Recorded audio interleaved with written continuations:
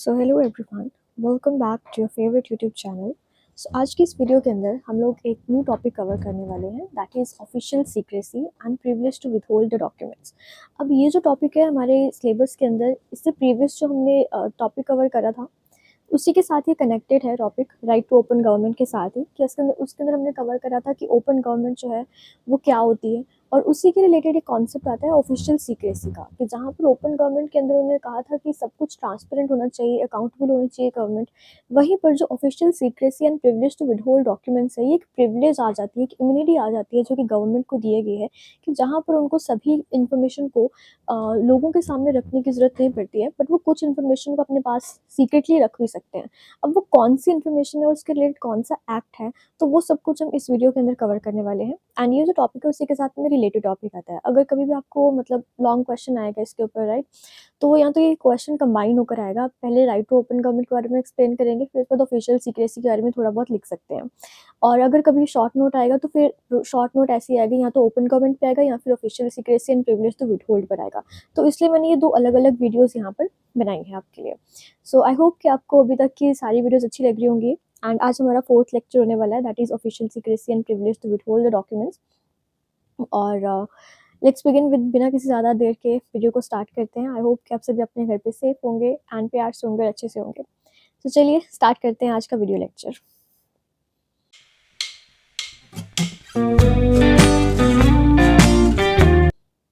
So first of all, सबसे पहले हम बात करते हैं कि ऑफिशियल सीक्रेसी एक्चुअल में होती क्या है।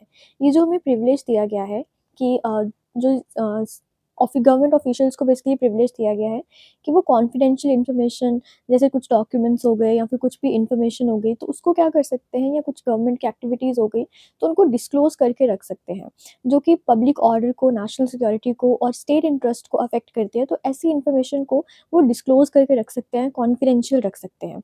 और इंडिया के अंदर जो ये डॉक्ट्रिन ऑफिशियल सीक्रेसी की, ये कहाँ पर गवर्न करी गई, कहाँ पर बेसिकली इसको मेंशन करा गया है, कोडिफाई करा गया है बेसिकली।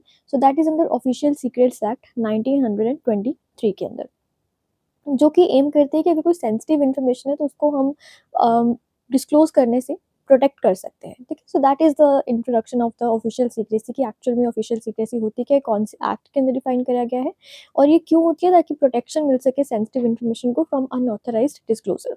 नेक्स्ट आते हैं इसके ऑब्जेक्टिव्स के ऊपर, कि जो ऑफिशियल सीक्रेट्स एक्ट है 1923 का, इसके ऑब्जेक्टिव्स क्या हैं, क्यों ये एक्ट को बनाया गया था। तो सबसे पहले इसमें आता है तो safeguard the national security. So national security को सेफगार्ड करने के लिए, ये इंश्योर करने के लिए कि नेशन की जो सॉवरेनिटी है, इंटीग्रिटी है पूरी स्टेट की, वो बनी रहे और किसी भी तरीके के एक्सटर्नल थ्रेट्स और इंटरेस्ट वगैरह, थ्रेट्स और एक्सटर्नल और इंटरनल थ्रेट दोनों ही तरीके से प्रोटेक्ट कर सकें अपनी स्टेट को। तो इस वजह से ये ऑफिशियल सीक्रेट्स एक्ट्स को बनाया गया था। फिर उसमें आता है protection of the defence system. So defence system को प्रोटेक्ट करने के लिए कि हमारे मिलिट्री एस्टैब्लिशमेंट्स कहाँ पर हैं, हमारी मिलिट्री स्ट्रेटजीज क्या हैं, या डिफेंस से रिलेटेड कोई भी और इन्फॉर्मेशन होती है तो उसको प्रोटेक्ट करने के लिए, क्योंकि देखो डिफेंस जो है वो हमारे लिए बहुत ज़्यादा इंपॉर्टेंट है, कि हर से हमें स्टेट को इंटरनली भी प्रोटेक्ट करने में हेल्प करता है और एक्सटर्नली भी प्रोटेक्ट करने में हेल्प करता है। तो इस तरीके से उसकी इन्फॉर्मेशन अगर लीक हो जाएगी किसी भी तरीके से, तो वो हमारे ही इंडिया के लिए ही बहुत ज़्यादा मुश्किलें खड़ी कर सकता है। सो दैट इज़ वाई ये चीज़ें प्रोटेक्ट करी गई हैं, कि आप मिलिट्री एस्टैब्लिशमेंट कहाँ पे कर रहे हो, क्या स्ट्रेटजीज बना रहे हो, तो उसको डिस्क्लोज करना गवर्नमेंट के लिए नेसेसरी नहीं है। ठीक है, सेकंड इसमें आता है प्रिवेंशन ऑफ स्पाइंग, कि अगर कोई स्पाइंग कर रहा है, यानी कि स्पाइस वगैरह भेजते हैं, जैसे हमारे रॉ के एजेंट्स होते हैं, ठीक है, तो वो अगर स्पाइस वगैरह भेजते हैं कहीं पर भी, तो उसके रिलेटेड भी वो कम्युनिकेशन करने से अपने आप को प्रोटेक्ट कर सकते हैं। उनको नेसेसरी नहीं है कि बताना कि कहाँ कहाँ पर वो स्पाई कर रहे हैं, या उसी के रिलेटेड कोई भी और information, that is being protected under this act. Then third is maintaining the confidentiality of the government work, कि अगर गवर्नमेंट को लगता है कि कोई उनका काम को कॉन्फिडेंशियल रखने की ज़रूरत है, कि जो चीज़ पब्लिक को अगर एक्सपोज कर दी जाएगी तो इन दैट केस वो ज़्यादा डेंजरस हो सकते हैं, थ्रेट कॉज कर सकते हैं। मान लो कि सीक्रेट मिशन चला रही है गवर्नमेंट, ठीक है, तो उसके लिए सारी की सारी इन्फॉर्मेशन देना ज़रूरी नहीं है गवर्नमेंट के लिए, ठीक है, तो वहाँ पे आप कॉन्फिडेंशियलिटी रख सकते हैं। देन फोर्थ इसमें आता है, that is the maintenance of the public order and safety, कि अगर कोई भी ऐसा डिस्क्लोजर जिसकी वजह से पब्लिक सेफ्टी या पब्लिक पीस डिस्टर्ब हो सकता है, तो उसको भी यहाँ पे प्रोटेक्ट करा गया है, कि वो भी हम डिस्क्लोज करने से गवर्नमेंट को प्रोटेक्शन दिया गया है। सो इन दिस वे ये जो चारों पांच ऑब्जेक्टिव्स हैं, ये सभी मिलकर ऑफिशियल सीक्रेट्स एक्ट का एक मोटिव बताते हैं, या फिर एक पर्पस बताते हैं कि क्यों इस एक्ट को बेसिकली इनैक्ट करा गया था। तो आई होप कि आपको यहाँ तक समझ आ गया होगा। अब हम ये देखते हैं कि कौन सी इन्फॉर्मेशन इसमें प्रोटेक्ट करेगी ऑफिशियल सीक्रेट्स एक्ट के अंदर, किसी कौन कौन सी इन्फॉर्मेशन है जो कि गवर्नमेंट डिस्क्लोज करने से अपने आप को प्रोटेक्ट कर सकते हैं। सो फर्स्ट इसमें आता है डिफेंस एंड मिलिट्री के रिलेटेड। तो जैसे कि मैंने आपको पहले भी बताया इसके पर्पज़ में भी, तो वही चीज़ है कि डिफेंस के रिलेटेड कोई भी अगर इसमें मिलिट्री प्लान्स हैं या कोई भी सिक्योरिटी अरेंजमेंट्स हैं, तो उनके रिलेटेड भी वो इन्फॉर्मेशन को प्रोटेक्ट कर सकते हैं। जैसे फॉर एग्जांपल यहाँ पे अगर हम एक एग्जांपल के तरीके से देखें कि अगर मान लो कोई न्यूज़ रिपोर्टर वगैरह हैं, अगर वो कोई पब्लिश कर देते हैं इन्फॉर्मेशन या कोई फ़ोटोग्राफ्स ले लेते हैं आर्मी बेस की, ठीक है? तो वो एक पनिशेबल ऑफेंस हो सकती है, क्योंकि वहाँ पे आर्मी ने मान लो कोई बेस लगाया हुआ है, हमारी प्रोटेक्शन के लिए लगाया है ना, तो ऐसे तो देश के साथ ही बहुत ज़्यादा गलत हो जाएगा। अगर आपने धुरंधर मूवी देखी है, तो इन दैट केस आपको वहाँ से थोड़ा आइडिया लगा सकते हो आप कि जिस तरीके से मीडिया ने सारी इन्फॉर्मेशन डिस्क्लोज़ कर रहे थे ताज होटल के रिलेटेड ना, तो वो सारी इन्फॉर्मेशन जो है इस तरीके की पब्लिश करना या फ़ोटोग्राफ्स करना उन इन्फॉर्मेशन की, जो कि हमारी नेशनल सिक्योरिटी के लिए एक थ्रेट क्रिएट कर सकते हैं। तो इन दैट केस वो इन्फॉर्मेशन जो है गवर्नमेंट प्रोटेक्ट कर सकती है, उसको डिस्क्लोज़ करना गवर्नमेंट के लिए नेसेसरी नहीं है, ठीक है? सो नेक्स्ट आता है information affecting the friendly relations with the state affairs, foreign states, कि फॉरेन स्टेट्स के साथ जो भी हमारे फ्रेंडली रिलेशंस हैं, अगर कोई भी ऐसी इन्फॉर्मेशन को शेयर करने से वो कहीं न कहीं खतरे में आते हैं, कोई डिप्लोमेटिक रिलेशंस हमारे खराब हो सकते हैं दूसरे स्टेट्स के साथ, दूसरे कंट्रीज़ के साथ, तो उस इन्फॉर्मेशन को भी प्रोटेक्ट करा जा सकता है।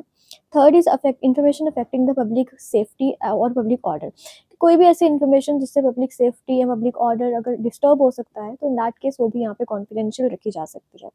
Fourth is the official secrets, codes, passwords and communication systems वगैरह। ये बहुत सिंपल सा है कि जो भी ऑब्वियस सी बात है, गवर्नमेंट के जो भी पासवर्ड्स होंगे, जो भी उसके ऑफिशियल कोड्स हैं, तो उनको डिस्क्लोज़ करने के लिए वो बाउंड नहीं है, तो उनको वो सीक्रेट रख सकते हैं।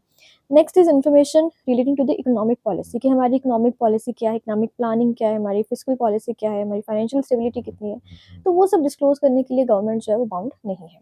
देन सिक्स्थ आता है information relating to the maintenance of the law and order, कि ऐसी इन्फॉर्मेशन जिससे कि हमारी कंट्री का लॉ एंड ऑर्डर मेंटेन हो रहा है, उससे रिलेटेड कोई भी ऐसी इन्फॉर्मेशन जिसको डिस्क्लोज़ करने से ये लॉ एंड ऑर्डर बिगड़ सकता है कहीं न कहीं, तो वो भी यहाँ पे प्रोटेक्ट करा गया है अंडर दिस एक्ट। तो ये 6 पॉइंट्स हैं जो कि यहाँ पे बताए गए हैं कि कौन-कौन से ऐसे मैटर्स हैं जिनको डिस्क्लोज़ करने से प्रोटेक्शन मिलता है गवर्नमेंट को under the official secrets act. Now let's move on towards the privilege to withhold disclosure of the documents.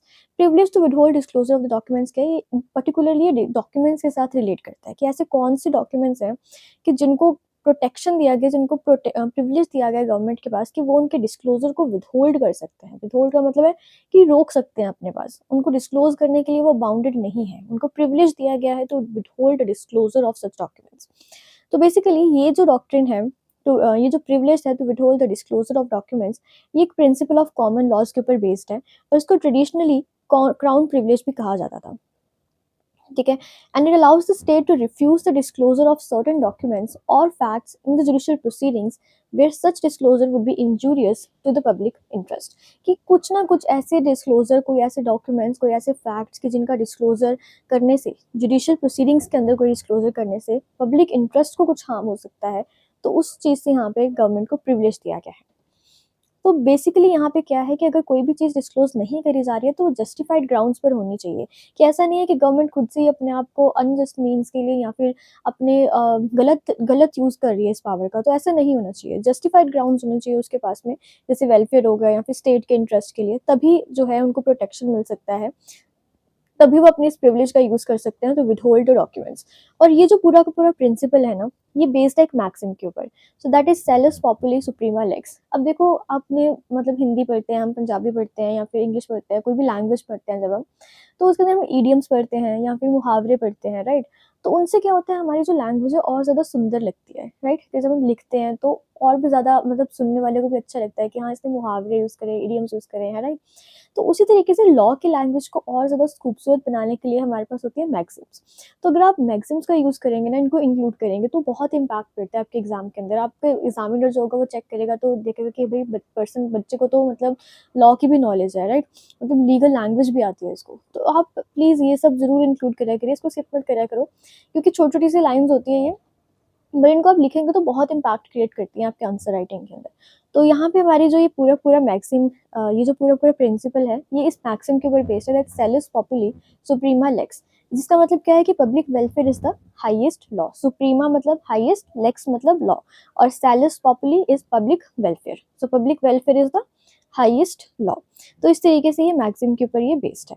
अब यहाँ पे एक डेफिनेशन भी आप लिख सकते हो अगर आप चाहो तो। So that is professor Wigmore ने ये डेफिनेशन दिया है जिसमें उन्होंने कहा कि privilege is an exception from the general duty to give evidence. Privilege क्या है कि एक्सेप्शन है कि मतलब जनरली तो उनका ड्यूटी बनता है कि वो एविडेंस देंगे ही देंगे, बट प्रिविलेज क्या है, एक तरीके की एक्सेप्शन है कि जहाँ पे आप एग्जेम्प्ट कर रहे हो खुद को from giving the evidence that is granted only on the grounds कि पब्लिक वेलफेयर के लिए हो या पब्लिक इंटरेस्ट के लिए हो, वुड अदरवाइज सफर। कि अगर आप मान लो कि कोई सिर्फ इसी ग्राउंड्स पर होना चाहिए कि पब्लिक इंटरेस्ट सफर हो जाएगा कि अगर आपने इन्फॉर्मेशन लीक कर दी तो इन दैट केस वैसी जो प्रिविलेज होगी उसको यहाँ पे लॉफुल बताया गया है। ठीक है, सो दैट इज प्रोफेसर विगमोर की डेफिनेशन। अब आते हैं इस डॉक्ट्रिन के ऑब्जेक्टिव्स क्या क्या हैं, कि ये जो डॉक्ट्रिन है वो क्यों बेसिकली बनाया गया, privilege to withhold the disclosure of documents, ताकि बहुत ही अच्छे तरीके से और फ्री एंड फ्रैंक कम्युनिकेशन कर सके गवर्नमेंट ऑफिशियल्स अपने आप में। ताकि जैसे मान लो कि गवर्नमेंट के ऑफिशियल्स के बीच में कोई मीटिंग हो रही है, ठीक है, तो अपने आप में फ्री एंड फ्रैंक तरीके से कम्युनिकेशन कर सकें कि उनको आगे क्या प्लान करना है। उनको ये डर ना हो कि हमें कल को इसके बारे में इंफॉर्मेशन देनी पड़ेगी, डिस्क्लोज करना पड़ेगा कि हम लोग क्या प्लान कर रहे हैं। In only in that case कि पब्लिक वेलफेयर के लिए हो ये सब कुछ। ठीक है, then second is to maintain the public trust in the government institutions. तो स्टेट की इन्फॉर्मेशन को प्रोटेक्ट करके गवर्नमेंट के इंस्टीट्यूशंस में हमारा एक ट्रस्ट जो है, लोगों का जो ट्रस्ट है वो और ज़्यादा मेंटेन हो जाता है। तो ये दो पर्पजेज हैं इस डॉक्ट्रिन के। यहाँ पे आप केस लॉ लिख सकते हो SP Gupta versus Union of India का if you want to, but आप चाहो तो उसको स्किप भी कर सकते हैं। Now let's move on towards the legal provisions relating to the privilege.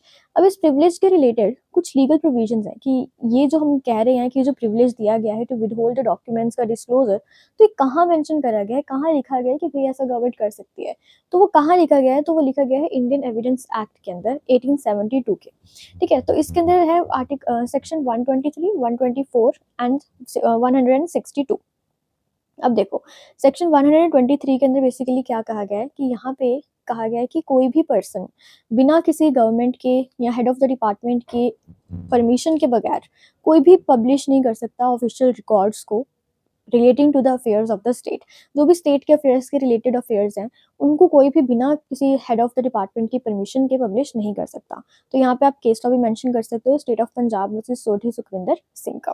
फिर आता है सेक्शन 124। 124 बेसिकली ये कहता है कि अगर किसी भी पब्लिक ऑफिसर के साथ में कोई भी कम्युनिकेशन करा गया है, कोई भी ऑफिशियल कम्युनिकेशन करा गया है, तो उसके डिस्क्लोजर को भी प्रोटेक्ट करा गया है। अगर ऐसा डिस्क्लोजर पब्लिक के लिए एक हार्म क्रिएट कर सकता है, पब्लिक इंटरेस्ट को हार्म कर सकता है, तो इन दैट केस उस ऑफिसर के साथ जो भी ऑफिशियल कम्युनिकेशन करा गया है उसको डिस्क्लोज करने से भी प्रोटेक्शन दिया गया है, and that is under section 124 of the Indian evidence act of 1872। Next इसमें आता है सेक्शन 162। अब कहता है कि ये सारी इतनी सारी प्रिविलेजेस तो दे दी गई हैं यहाँ पे गवर्नमेंट को, लेकिन क्या वो गवर्नमेंट जो प्रिविलेज का यूज़ कर रही है, जिन ग्राउंड्स का यूज़ कर रही है, वो जस्टिफाइड है कि नहीं है, ये कौन डिसाइड करेगा। तो ये जो डिसाइड करने की ड्यूटी है वो किसकी लगाई गई है, कोर्ट्स की, हमारी जुडिशरी की लगाई गई है। कि कोर्ट्स को एम्पावर करा गया है कि वो इंस्पेक्ट कर सकते हैं डॉक्यूमेंट्स को और डिटरमिन कर सकते हैं कि उन्होंने जो प्रिविलेज के लिए क्लेम्स लिए हैं वो जस्टिफाइड हैं भी कि नहीं है। तो ये कौन डिसाइड करता है लास्ट में, कोर्ट। तो अल्टीमेट अथॉरिटी किसके पास आ जाती है, कोर्ट्स के पास आ जाती है ये डिसाइड करने की कि जो ग्राउंड्स हैं प्रिविलेज के वो जस्टिफाइड हैं कि नहीं है। ठीक है, इसके अलावा यहाँ पे जो सेक्शन 3, 5 एंड 6 है ऑफिशियल सीक्रेट्स एक्ट का, वो क्रिमिनलाइज करता है कि अगर कोई भी पर्सन अनऑथराइज तरीके से ऑफिशियल या फिर सीक्रेट इन्फॉर्मेशन को डिस्क्लोज करता है, ठीक है, अनऑथराइज ग्राउंड्स के ऊपर, तो उसको क्रिमिनलाइज करा गया है यहाँ पे। Alright, so these are the whole concept about this topic. I hope कि आपको यहाँ तक बिल्कुल समझ आ गया होगा ये टॉपिक क्या है, और अगर आपको इन केस कोई भी डाउट्स हैं तो इन दैट केस आप मुझसे कमेंट बॉक्स में पूछ सकते हैं।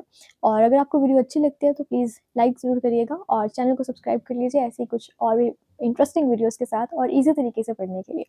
और अगर आप इन नोट्स को एक्सेस करना चाहते हैं तो इन दैट केस मैंने अपना टेलीग्राम का जो लिंक है वो भी मैंने डिस्क्रिप्शन बॉक्स में भी डाल दिया है, एंड साथ के साथ मैंने पिन भी कर दिया कमेंट बॉक्स में, तो आप वहाँ से एक्सेस कर सकते हैं इन सारे नोट्स को। जस्ट आप सिंपली टेलीग्राम पे जाइए, वहाँ पे सर्च बॉक्स के अंदर अपना नोट का टॉपिक लिखिए जो भी जिस भी रिलेटेड आपको नोट्स चाहिए, तो उस टॉपिक रिलेटेड आपको काफ़ी सारे नोट्स आ जाएंगे, इंक्लूडिंग ये वाले नोट्स भी आ जाएंगे जो मैंने यहाँ पे लिखे हुए हैं। बस आप वहाँ पे ना SS नोट्स लिख के डालना, तो ये जो मैंने नोट्स जो ये वीडियो के अंदर लिखाए हैं आपको, यही सेम नोट्स आपको वहाँ पे मिल जाएंगे टेलीग्राम पर। ओके, सो आई होप कि आपको अच्छा लगा होगा वीडियो। सो बाय बाय, टेक केयर, मिलते हैं नेक्स्ट वीडियो के अंदर।